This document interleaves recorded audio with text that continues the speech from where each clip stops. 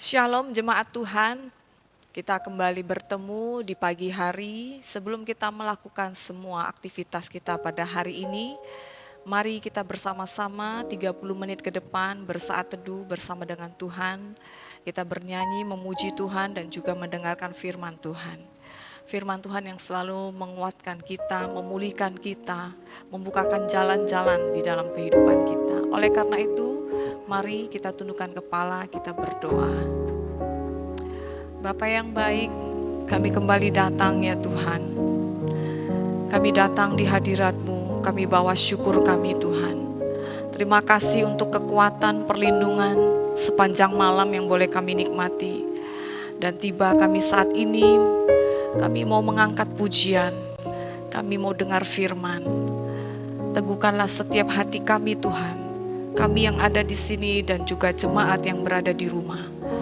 Dengan kuasa-Mu Tuhan, Kau melingkupi setiap kami. Yang sakit Tuhan sembuhkan, yang berbeban berat Tuhan pulihkan, Tuhan bebaskan. Kami serahkan menit-menit kami ke depan ke dalam tangan-Mu. Kami percaya Roh Kudus hadir, Roh Kudus menjamah, Roh Kudus bekerja. Terima kasih Bapa yang baik. Hanya di dalam nama Tuhan Yesus kami berdoa dan bersyukur. Amin. Haleluya. Mari sama-sama kita katakan kepada Tuhan, bukan dengan kekuatan kita berjalan, melainkan dari kekuatan Tuhan. Oh, haleluya. Bukan dengan kekuatanku, ku dapat jalani hidupku. Tanpa Tuhan yang di sampingku, ku tak mampu sendiri. Engkaulah kuatku, yang menopangku. Ku pandang wajah-Mu dan berseru,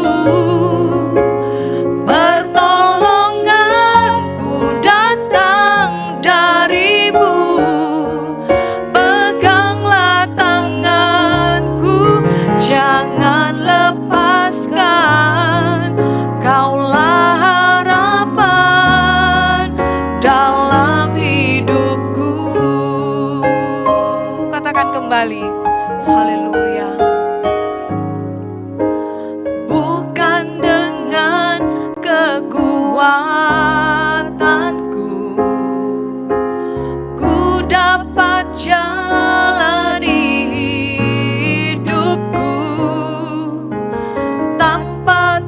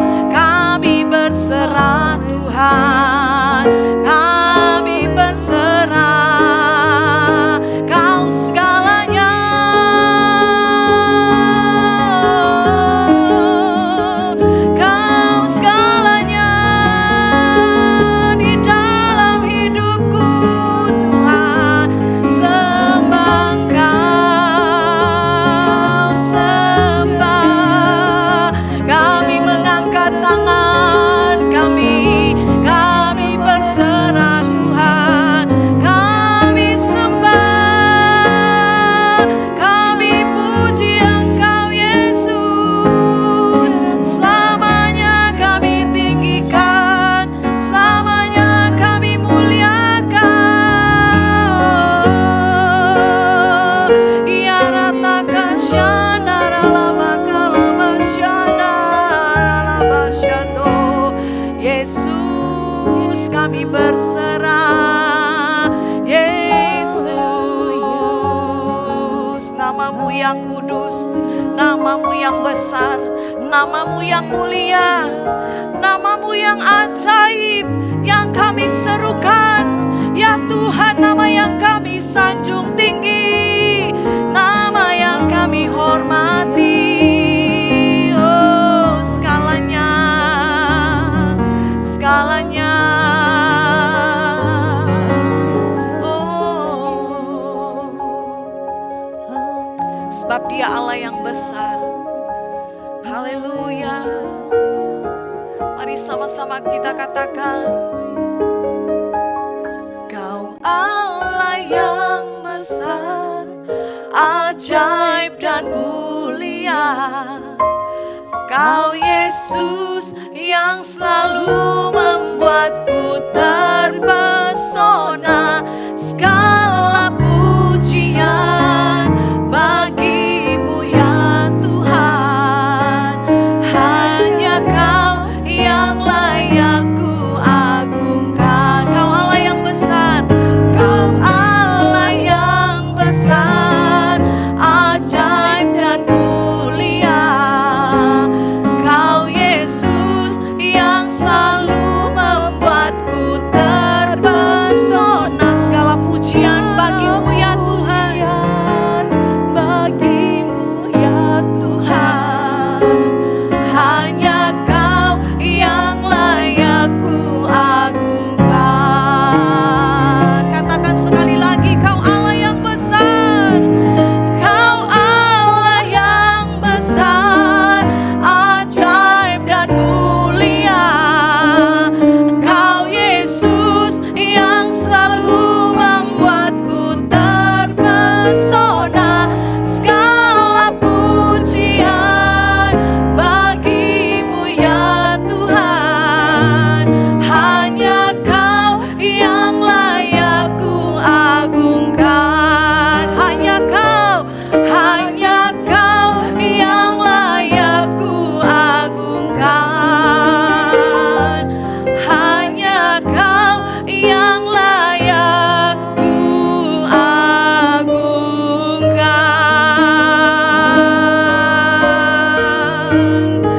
Raja di atas segala raja, Tuhan di atas segala Tuhan kami, Yesus Kristus namanya. Sebentar kami dengar firman-Mu Tuhan. Kiranya Engkau yang menerangi setiap hati kami Bapa, supaya kami tetap berada di jalan-jalan-Mu Tuhan. Kami melakukan kebenaran-Mu Tuhan dalam kehidupan kami. Kiranya Tuhanlah yang menjadi sumber pertolongan kami, sumber kekuatan kami. Engkau yang menuntun kami Roh Kudus. Oh, Engkau yang melawat semua jemaat-Mu. Engkau yang melawat ya Tuhan hamba-Mu yang akan menyampaikan firman juga Tuhan. Engkau urapi, Engkau pakai dia Tuhan. Terima kasih Bapa yang baik. Terpuji nama-Mu sekarang dan selamanya. Hanya di dalam nama Yesus kami berdoa dan bersyukur. Amin. Amin. Selamat pagi saudara-saudari jemaat Shalom. Anda yang lagi di rumah mengikuti acara ini, diberkatilah Anda. Karena Tuhan senantiasa menanti anak-anaknya yang membawa dirinya dan hatinya ke hadapannya untuk memuji, menyembah dan menerima firman darinya. Pagi ini ada satu topik yang saya ingin bagi bersama kita, yaitu faith in adversity, yaitu iman di saat terjadinya kesengsaraan, penderitaan, kesulitan. Adversity itu mencakup hal yang luas, ya, termasuk trauma, termasuk segala hal yang tidak kita ingin nih, tapi sudah terjadi, diizinkan oleh Tuhan. Nah, bagaimana kita harus bersikap menghadapinya dan selanjutnya. Mari kita baca dulu ayatnya, itu ada di Yakobus pasal 1 ayat 2 dan 4, saya bacakan. Saudara-saudaraku, anggaplah sebagai suatu kebahagiaan apabila kalau kamu jatuh ke dalam berbagai-bagai pencobaan, yaitu adversity. Sebab kamu tahu bahwa ujian terhadap imanmu itu menghasilkan ketekunan. Jadi ada sesuatu dari segala pencobaan, kesulitan, kesengsaraan itu terjadi, yaitu ada ketekunan. Dan biarkanlah ketekunan itu memperoleh buah yang matang, supaya kamu menjadi sempurna dan utuh dan tidak kekurangan apapun.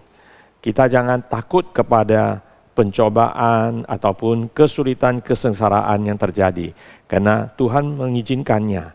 Dan Tuhan juga mengatakan, ya, itu menghasilkan ketekunan, kemudian kita akan memperoleh buah yang matang, yang dimana buah itu menjadi sempurna dan utuh. Yes, kecuali kita gagal, kita tidak naik kelas dari pencobaan atau ujian yang kita hadapi itu, dan tidak menghasilkan buah apapun. Tapi kalau kita menghadapinya bersama Tuhan, kita kuatkan iman, pegang terus firman-Nya, percaya terus pada janji-janji Tuhan, kita akan melewatinya. Nah, sebelum saya bahas lebih lanjut, kita lihat what is adversity? Apa itu adversity atau pencobaan, kesulitan? Itu adalah suatu kondisi penderitaan dan kesulitan yang melibatkan kesedihan, tekanan, cobaan, sakit hati, dan kekecewaan. Well, semua orang nggak mau hal ini terjadi, betul tidak? Ya, tidak ada yang menginginkan hal ini terjadi, tetapi saudara-saudari, dalam dunia ini penuh dengan si iblis yang selalu meraung-raung, ya, mencoba, mau menggigit, mau meruntuhkan, ya, pengikut Tuhan Yesus. Jikalau kita tidak dengan hati yang segenap penuh hati mencari Tuhan, rajin berdoa di hadapannya, kita akan dimakan oleh si iblis. Dalam arti itu kita akan menghadapi pencobaan yang berat sekali. Tujuan dari penderitaan itu adalah supaya kita mengalami 3 hal, yaitu mempercayai Tuhan dan menemukan bahwa Tuhan itu setia. Yes, saya alaminya. Ya, saya bisa mengatakan betul, Tuhan dapat kita percaya. He is faithful, God is faithful. Kemudian pencobaan itu juga membawa kita untuk membangun iman. Ya, di mana orang yang sudah melalui segala pencobaan, kesulitan, kesengsaraan itu, kalau dia bisa melaluinya bersama Tuhan, imannya pasti bertumbuh, pasti bertambah kuat. Tidak mungkin lagi imannya seperti dulu. Dia akan maju, entah selangkah atau berapa langkah. Yang penting adalah nampak kemajuan. Ketiga adalah kalau kita menerapkan firman Tuhan, yaitu sungguh-sungguh percaya kepada firman-Nya, yaitu iman kita akan diperkuat melalui kesulitan. Saat saya mengalami masalah yang terberat, di mana saya mengatakan tidak bisa tidur dan sebagainya di beberapa khotbah yang saya pernah bawa, ya, terdahulu Anda bisa cari di YouTube. Dan saya mengatakan saya tidak disembuhkan oleh obat dokter ataupun pil tidur segala macam. Tetapi saya sembuh sampai hari ini, saya sembuh karena firman Tuhan. Saya mengisi firman Tuhan ke dalam hatiku, ke dalam pikiranku. Saya mengisi ayat-ayat yang sudah menjadi rema. Saya tanamkan di tanah hatiku. Itulah yang membantu saya melewati segala hal-hal yang seperti tadi kita katakan, ya, di Yakobus pasal 1 ini. Jadi saudara-saudari semua ini possible, bisa terjadi, ya, bukan tidak bisa. Ada 2 respons saat terjadi kesulitan yang paling dalam. Biasanya orang itu kalau yang mau gampang, yang tidak kuat di dalam Tuhan Yesus, yang tidak sungguh-sungguh mencari Tuhan Yesus selama ini, dia di permukaan sungguh-sungguh, tetapi di dalam hati, benak, dan imannya belum sungguh-sungguh mengenal Tuhan Yesus, belum lahir baru dalam arti itu. Ya, slide berikutnya, dia akan cabut diri dari hadapan Tuhan.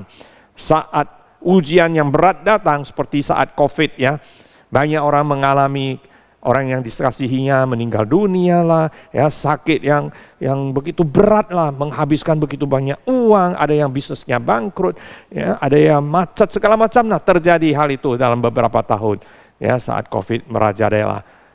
Apa yang terjadi? Orang jadi curiga, orang jadi putus asa, orang marah-marah pada Tuhan. Ya, kenapa Tuhan itu tidak menolong? Kenapa Tuhan tidak mencegah? Di mana Engkau Tuhan? Seolah-olah Tuhan sudah tinggalkan mereka selamanya. Padahal Tuhan tidak meninggalkan siapa-siapa. Diri mereka yang meninggalkan Tuhan selamanya saat terjadi hal seperti ini. Saudara-saudari, saya menganjurkan, biarlah kita pegang teguh iman ini yang sudah Tuhan berikan.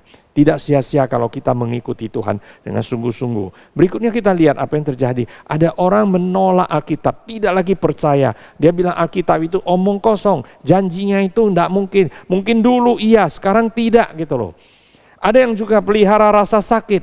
Sehingga kalau kita mau konsim ya, kita mau memberi perhatian kepadanya pun belum tentu dia percaya. Ya nggak usah datang, ya nggak usah jenguk, nggak usah besuk, nggak usah.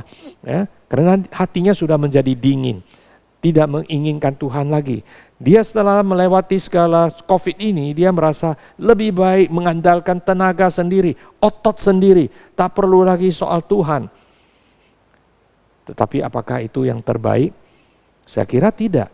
Karena Tuhan mengatakan di dalam Alkitabnya, orang yang mengikuti dia dan setia mengikuti dia itu akan dipelihara, akan diberi makan. Tuhan memberi makan kepada kita dengan gandum yang terbaik. Asal kita tetap berpengharapan pada dia dan takut akan dia. Yang terakhir di sini kita lihat orang hidup dalam kepahitan. Itu yang paling bahaya. Karena kepahitan pada akhirnya meracuni tubuh kita. Banyak penyakit yang serius, bahaya itu bisa muncul setelah sekian tahun. Kalau kepahitan tidak dicabut. Masa depan kita tidak ada. Karena orang tidak suka bergaul dengan orang yang penuh kepahitan. Mulut buka langsung bau dan pahit. Tidak ada yang baik muncul dari perutnya. Karena di perut kita itu muncul air hidup. Air hidup dari Tuhan yang harus muncul dari Roh Kudus. Bukan air pahit. Jadi saudara-saudari, biarlah kita mengingatkan diri kita. Apapun yang terjadi saat tersusah, kita jadi orang yang kedua yang ini seperti ditulis di sini. Walk in deeper relationship with God. Kita berjalan makin dalam, makin mengalami Tuhan. Karena saat-saat paling susah itu, di malam hari tidak ada orang lagi yang bisa membantu diri kita. Curhat kepada orang lain pun sia-sia. Karena orang lain juga membutuhkan Tuhan. Saat itulah kita akan mengalami. Iman kita akan berlekat kepada Dia. Jangan goyah, jangan tinggalkan Tuhan. Karena Tuhan senantiasa tidak pernah tinggalkan kita. Jadi kita bertahan sambil berjalan, semuanya akan kita lewati. Karena ujian Tuhan bilang, tidak ada yang melebihi kekuatan kita. Kesabaran yang berpengharapan, itulah yang harus kita pegang. Tetap percaya dan bersabar. Itu ada Roma pasal 15 ayat 13. Kita nggak ada waktu untuk membahasnya, tapi Anda bisa bacanya nanti. Dan hati menjadi lebih murni. Apa yang lebih murni? Karena kita rajin membaca Alkitab, kita hidup mengasihi Tuhan. Seperti Tuhan mengatakan, cari Dia dengan segenap hati, segenap jiwa dan segenap kekuatan. Itu yang saya lakukan waktu saya alami masalah yang terberat. Saya sungguh-sungguh, saya lebih rajin daripada dulu gitu. Nah, saya ingin mengutamakan Tuhan Yesus di dalam hidup ini. Jesus is the center of my life. Jadi hasil dari semua adversity, pencobaan, kesulitan ini, ada good things loh, ada good things yaitu hal yang baik. Apa yang baik yang saya dapatkan? Pertama, hal ini membawa kita lebih dekat kepada Tuhan, bring us closer to God. Artinya, dari pembacaan firman Tuhan yang begitu banyak dan mendengar firman Tuhan, khotbah, dan lebih banyak berdoa, kita menjadi makin dekat kepada Tuhan, lebih mengerti Tuhan, lebih mengenal Ia secara pribadi. Tentu kita akan menjadi makin dekat, hubungan intim itu terjadi. Help us to see His purpose, dan kita akan lebih tahu tujuan hidup yang Tuhan berikan di dalam hidup kita ini apa sebenarnya. Untuk apa kita hidup di dunia ini, ke depan mau kemana diri kita. Itu menjadi lebih jelas kalau kita sungguh-sungguh mencari Ia. Ya. Faith help us trust God. Jadi apapun yang terjadi, kalaupun tidak kita mengerti hari ini, jangan tinggalkan Tuhan, jangan tinggalkan iman kita. Suatu hari akan semuanya menjadi jelas dan kita bisa mengerti. Kita tunggu waktu Tuhan saja. Jadi in the midst of deep pain, di dalam kesakitan yang paling dalam, belajar bersyukur. Karena saat semua orang hanya bisa menangis, tetapi saudara bisa bersyukur, saudara akan muncul menjadi orang yang paling kuat. Anda akan menjadi orang yang paling dikasihi oleh Tuhan. Karena bersyukur dan memuji Tuhan, itu adalah senjata yang kita hadapi si musuh, yaitu si iblis.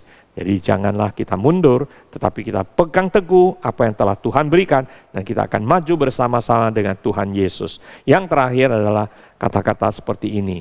God gives you a personal and living relationship. Tuhan berikan kepada diri kita suatu hubungan yang pribadi, intim dengan Dia. Yaitu Dia janji, He will help you, give you courage. Dia akan membantu dirimu, memberimu keberanian, ya, kesabaran, passion, until you become the person He wants to be. Yes, Tuhan mengizinkan hal ini terjadi seperti si Ayub. Dia ingin kita menjadi orang yang Dia ingin ini. Tuhan proses kita, biarlah kita laluinya semuanya bersama Ia. Terakhir Dia membuat kita menjadi jewel, yaitu permata yang bersinar. Holy to the Lord, kudus bagi Tuhan Yesus. Kita taat dan percaya kepada Dia. So let's trust Him. Mari saudara-saudari, pagi ini kita akhiri dengan doa. Bapa yang bertakhta di surga, terpujilah namamu, Engkau baik, Engkau senantiasa tidak meninggalkan kita. Padahal apapun yang terjadi, yang kita merasa sudah tidak ada harapan lagi, seolah-olah kita ini bagaikan sebuah kapal kecil yang diserang ombak besar. Tetapi Tuhan Yesus, Engkau ada di sana. Engkau mengatakan, peace, be still. Tenanglah, diamlah. Segala ombak itu, badai itu akan diam. Karena Tuhan senantiasa memelihara, menyertai, menjaga kami. Terima kasih Bapa untuk semua yang telah Engkau berikan. Dan juga untuk janji-janji yang akan datang, yang akan kami terima. Hal-hal yang lebih besar yang Engkau akan berikan kepada kami. Untuk kami laksanakan, lakukan bersama Tuhan Yesus. Nama Yesus ditinggikan. Berkati jemaat Tuhan yang ada di gereja GBI Avia CBD ini. Engkau menyertai mereka, memberi kekuatan. Yang sakit disembuhkan ya Tuhan. Yang susah Engkau buka jalan baru untuk mereka melewatinya dengan kemenangan yang ada di tangan yang Engkau berikan. Engkau beri penghiburannya Roh Kudus, sehingga hati ini senantiasa berkobar-kobar untuk Tuhan Yesus. Tidak lengah dan tidak hilang dari kasih sayang-Mu. Terima kasih Bapa, Engkau menjaga dan melindungi, berkati gereja-Mu. Dalam nama Yesus, mari yang diberkati sama-sama kita katakan amin. Amin. God bless. Thank you.